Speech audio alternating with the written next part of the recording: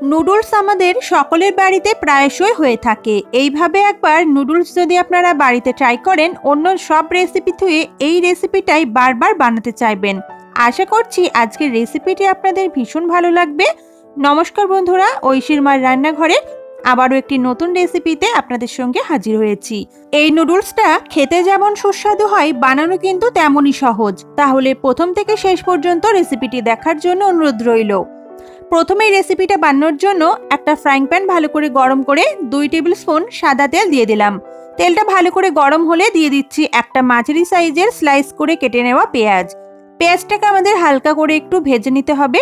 হালকা ব্রাউন একটা কালার আসা পর্যন্ত নাড়াচাড়া করে নিলেই হবে। এরপর পেঁয়াজের মধ্যে দিয়ে দেব 1 টিস্পুন রসুন কুচি। রসুনের ফ্লেভারটা কিন্তু ভীষণ ভালো লাগে, তবে যারা পছন্দ করবেন না তারা স্কিপ করতে পারেন। এর সাথে দিচ্ছি একটু লম্বা আর একটু মোটা করে কেটে নেওয়া গাজর। এর থেকে বেশি সরু করবেন না, তাহলে খুব বেশি গলে গিয়ে নুডলসের সাথে মিশে যাবে। একটু লালচে করে গাজরটাকে আমাদের ভেজে নিতে হবে, তবে খুব বেশি ভাজবো না, এতে গাজরের ক্রাঞ্চি ভাবটা চলে যাবে।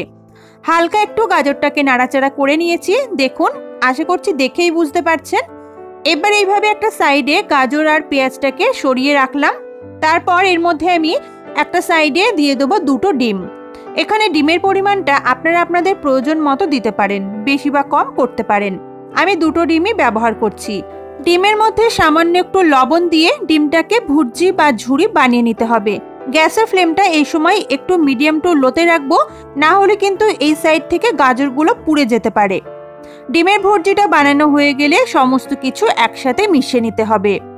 বন্ধুরা, আজকের রেসিপিটি যদি আপনাদের ভালো লাগে তাহলে অবশ্যই ভিডিওর নিচে লাইক বাটন আছে, সেটা প্রেস করতে ভুলবেন না। তাহলে আমি বুঝতে পারবো আপনাদের রেসিপিটি কেমন লাগলো। ভালো করে সমস্ত উপকরণ মেশানো হয়ে গেলে এর মধ্যে দিলাম 1 মুঠো মতো কড়াইশুঁটি আর স্বাদ মতো কাঁচা লঙ্কা কুচি।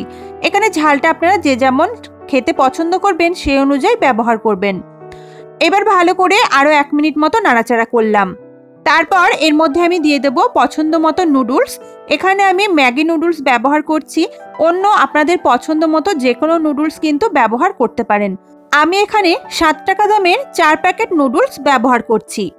নুডলসগুলো দেওয়া হয়ে গেলে নুডলসের মধ্যে যে মশলাটা থাকে, মানে মশলার প্যাকেটটা থাকে, সেই মশলার প্যাকেটের থেকে 2টো প্যাকেট আমি এই সময় দিয়ে দেব, আর বাকি 2টো আমি পরে ব্যবহার করব। দিয়ে সমস্ত কিছু একবার এইভাবে নাড়াচাড়া করে মিশিয়ে দিচ্ছি। ভালো করে একবার নাড়াচাড়া করে মেশানো হয়ে গেলে এর মধ্যে দিয়ে দেব পরিমাণ মতো জল। জলটাকে আপনাদের একটু বুঝে দিতে হবে, খুব বেশি জল দিয়ে দেবেন না, আবার যাতে সিদ্ধ না হয় এরকম কম জল দেবেন না। একটু মাঝামাঝি মতো করে জলটাকে দিয়ে নুডলসটাকে আমাদের ভালো করে সিদ্ধ করে নিতে হবে। নুডলসটা সিদ্ধ হতে আমাদের প্রায় 2 থেকে 3 মিনিট মতো সময় কিন্তু লেগে যাবে। এই নুডলসটা খুব বেশি ঝোল হবে না, একটু গামাখা টাইপের হবে, তাই জন্য জলের পরিমাণটা অবশ্যই একটু বুঝে দেবেন। 2 থেকে 3 মিনিট মতো লো ফ্লেমে ঢাকা দিয়ে রান্না করে নিয়েছি। একবার ভালো করে সমস্ত কিছু মিশিয়ে দিচ্ছি। দেখুন, জলটা কিন্তু সম্পূর্ণটাই শুকিয়ে গেছে, তবে একটু গামাখা টাইপের এই নুডলসটার মধ্যে হয়ে আছে। তো এবারে আমি এর মধ্যে দিয়ে দেব স্বাদ অনুযায়ী লবণ। লবণটা কিন্তু বুঝে ব্যবহার করবেন, কারণ যে ম্যাগি মশলা ব্যবহার করা হচ্ছে তার মধ্যেও কিন্তু কিছুটা লবণ থাকে। আর আমি এখানে সয়া সস ব্যবহার করব, সেটাও কিন্তু একটু নোনতা হয়। তো এখানে লবণ দেওয়ার পর যে 2টো ম্যাগির মশলা আমার ছিল সে 2টো দিয়ে দিলাম। সাথে দিচ্ছি 1 টিস্পুন মতো সয়া সস আর 1 টেবিল স্পুন টমেটো সস। এখানে দিচ্ছি ধনেপাতা কুচি বেশ খানিকটা, আপনারা আপনাদের পছন্দ মতো বাড়িয়ে বা কমিয়ে নেবেন। এবার সমস্ত কিছুকে একসাথে ভালো করে মিশাতে থাকবো, আর গ্যাসের ফ্লেমটা একটু বাড়িয়ে দিয়ে এটাকে নাড়াচাড়া করে একটু ভেজে নেব।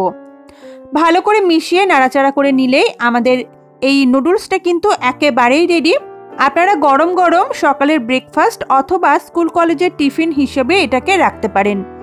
আশা করছি রেসিপিটি আপনাদের ভালো লেগেছে।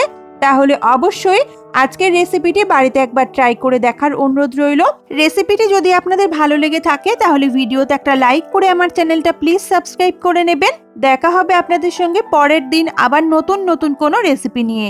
সবাই খুব ভালো থাকবেন, সুস্থ থাকবেন। আজকের মতো টাটা।